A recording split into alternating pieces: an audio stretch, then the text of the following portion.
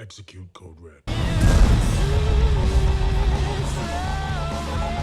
28 Weeks Later, the sequel to 28 Days Later, came out a couple of years after the first movie in 2007, smack dab in the new renaissance of zombie media that was happening within the decade of the 2000s, although this movie is not directed by Danny Boyle. Instead, we have a Spanish director, Juan Carlos Fresnadillo. I don't know if I'm pronouncing that anywhere close to correctly, but similarly to how Dawn of the Dead was for Night of the Living Dead, this movie does not involve any of the same characters from the first film and is going deeper into the outbreak, 28 weeks later at this point in this film, and deals with an entirely new cast of characters. So we're not picking up with Cillian Murphy or any of the other characters from the first film. We're dealing with a completely separate event and separate characters with their own journey to go on, which can be disappointing to not have the return of characters that you're familiar with. But I also feel like with zombie media, this is pretty par for the course. This is pretty much what a lot of zombie sequels are like, where they deal with a whole new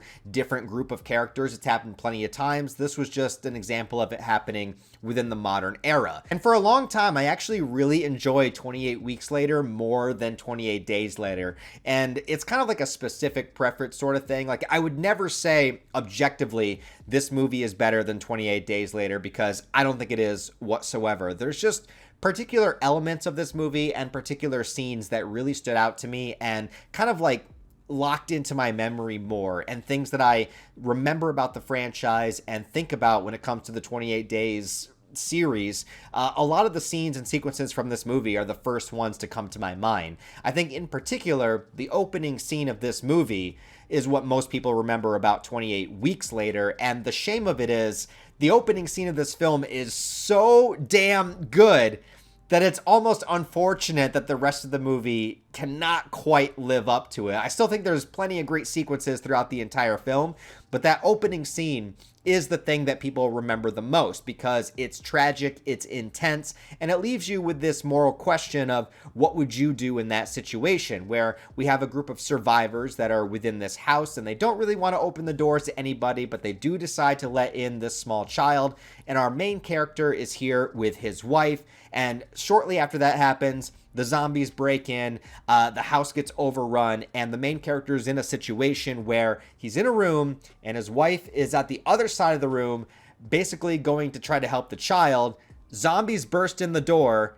He's right next to another door, and he makes this split-second decision to just get the fuck out of there, leaving his wife there to die. Should he have ran in and tried to grab her? Should he have dove in front of her to die, so that she doesn't die? What could he have done in this moment? He only had 1 second to decide, and it leaves you to question as an audience, did he make the right call, or is this guy just an absolute fucking coward? And now the rest of the film, we're going to want to see him die because he left his wife to die. And the scene where he's running outside of his house and looking back and sees her in the window, and he's like trying to ignore the fact that he sees her while this horde of zombies is chasing him down. And we reintroduce that main score from the finale of the first movie. That just is one of the most memorable moments, scenes, and tracks of music, all combined into this opening sequence of seeing this tragedy of this guy who literally just left his wife to die. You can see the panic in him, you can see the fear in him, and you understand his decision despite not necessarily agreeing with it.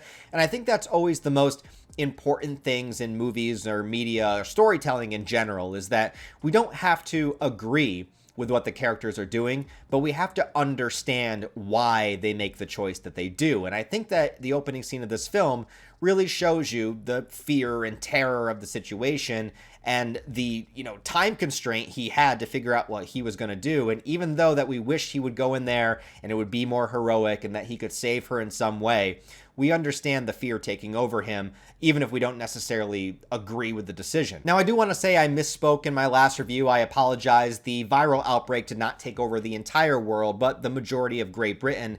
And this film, in 28 Weeks Later, most of it's been quarantined and contained, and they're focusing on rebuilding. And the U.S. Military has been brought in as well, which, that always goes well. And we have a whole group of new people here trying to handle the situation. We have the military, we have scientists, and we have our main character who is also here with his children and has to tell them the story, leaving out some crucial details about what happened to their mother.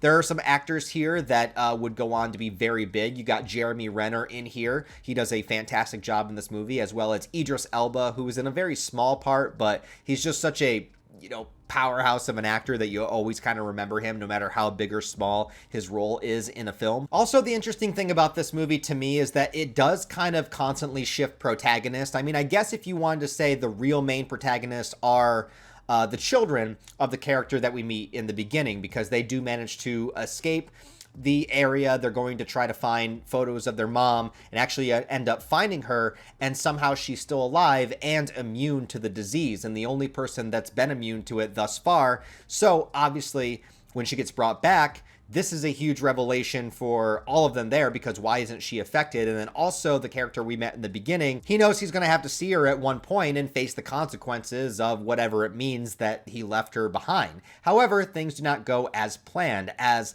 even though she is immune to the virus, that does not mean that she doesn't still carry it, and he gets infected and taken out of the movie about halfway through. So then we're focusing on the survival of his children, and again, this kind of changes hands as the movie gets going, where there's different characters trying to help them out. One is Jeremy Renner's character, who I would say kind of becomes the protagonist for at least a good 25 minutes of the movie, trying to help these children, all while this new outbreak is happening after they had everything quarantined and contained, and now a whole new mass of viral infected zombies are attacking the entire city, and they're trying to deal with this overwhelming situation, realizing they don't have enough resources or ammunition or anything to kind of keep this in check. There's a couple of sequences in this movie that always stood out to me other than the opening scene. I think one is when the helicopter pilot comes down to kind of grab Jeremy Renner's character, but the other characters there get too freaked out. They don't want to be left behind. One guy grabs onto the helicopter,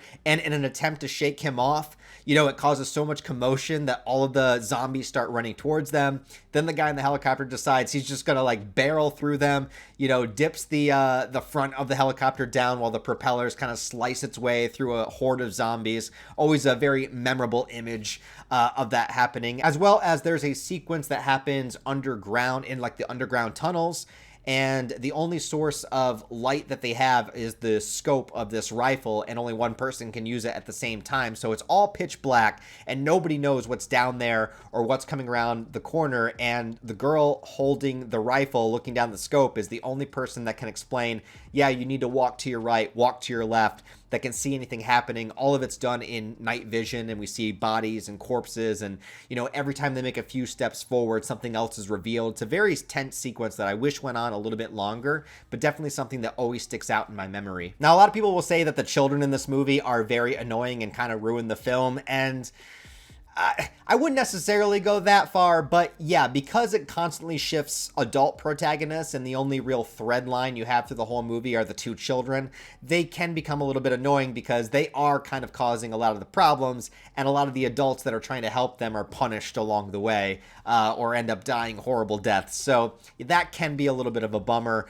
As well as the movie doesn't seem quite as focused as the first film, because it does jump from sequence to sequence, and like I said, it kind of feels like it has different protagonists depending on what point in the movie that you're watching. So instead of watching just Cillian Murphy's journey through the entire film, this one kind of changes hands, and it's structured in a way that might seem like it's a little bit all over the place in comparison to the first. If I had any personal gripe with this movie, it would probably have to be with the editing. It does try to maintain a consistent style with 28 Days Later, with a little bit of the grittiness and a little bit of the very up close and personal style of filmmaking that Danny Boyle did in the first. But with this one, sometimes it's edited way too quickly, where a shot will only be on screen for like a second and a half, and then it switches to another angle, and then another angle, and then another angle, and it is kind of like an even more difficult watch sometimes than the intense sequences in the first one, just simply because it's hard to get a grasp on what's happening sometimes. There's some shots that I think are very, very well done and well structured,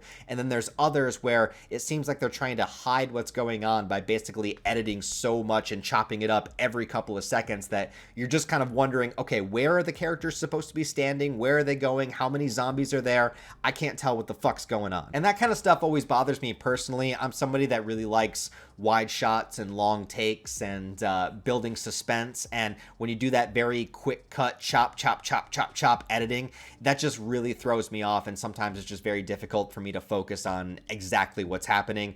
This movie, unfortunately, does have a lot of that. Having said that, though, I actually do enjoy this movie quite a bit. I think it's a good extension of 28 Days Later. I'm not really sure what the general consensus on this movie is. I know some people love it, some people hate it. Usually, universally, most people like 28 Days Later, but I feel like this movie is a little bit more in the middle for some people. I lean on the side that I do really enjoy it. It does have some things that give me like just like personal irks and personal gripes that I have with like the filmmaking style.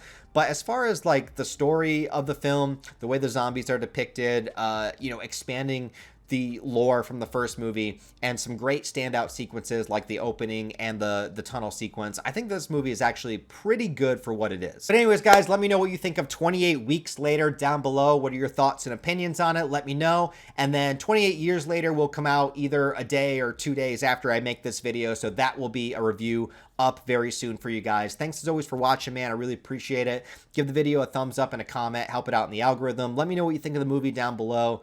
Thanks as always for watching. I'll talk to you next time.